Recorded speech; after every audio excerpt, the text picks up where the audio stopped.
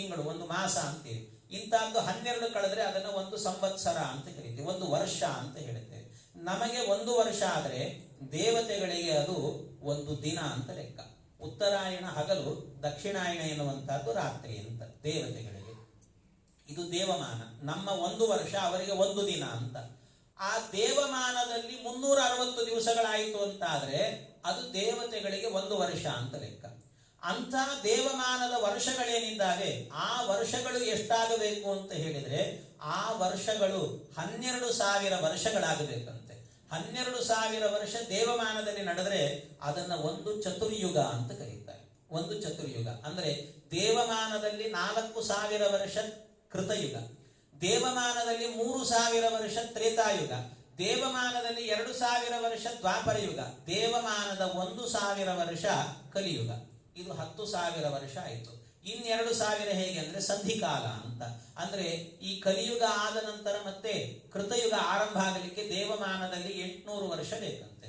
ಆ ಕೃತ ಆದ ನಂತರ ತ್ರೇತ್ಯ ಆರಂಭ ಆಗಲಿಕ್ಕೆ 600 ವರ್ಷ, ತ್ರೇತ್ಯ ಆದ್ಮೇಲೆ ದ್ವಾಪರಕ್ಕೆ 400, ದ್ವಾಪರ ಆದ್ಮೇಲೆ ಕಲಿ ಆರಂಭ ಆಗಲಿಕ್ಕೆ 200 ವರ್ಷ, ಅಂತೂ ಎಲ್ಲ ಸೇರಿದ್ರೆ 12,000 ವರ್ಷ.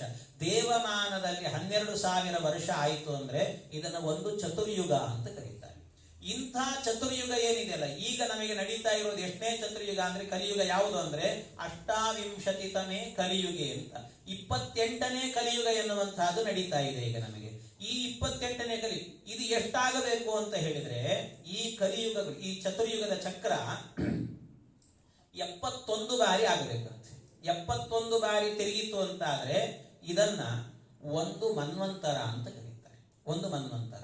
ಈ ಚತುರ್ಯುಗದ ಚಕ್ರ ಮನ್ವಂತರಂತು ದಿವ್ಯಾನಾಂ ಯುಗಾನಾಂ ಏಕಸಪ್ತತಿ ಅಂತ, ಇದನ್ನ ಒಂದು ಮನ್ವಂತರ ಅಂತ ಕರೀತಾರೆ. ಇಂತಹ ಮನ್ವಂತರಗಳು 14 ಆಗಬೇಕು.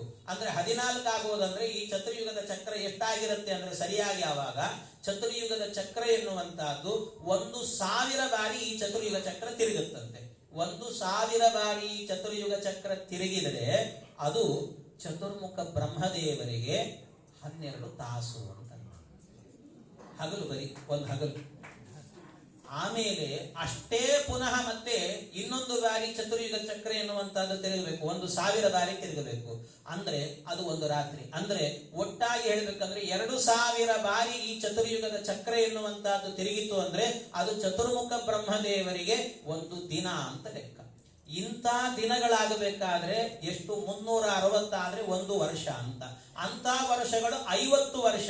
ಆ 50 ವರ್ಷಗಳ ಕಾಲವೂ ಕೂಡ ಮಾಡಿದ್ದು ಬ್ರಹ್ಮದೇವರೇನು ಅಂದ್ರೆ ಬರೀ ತಪಸ್ಸನ್ನೇ ಮಾಡಿದ್ರಂತೆ.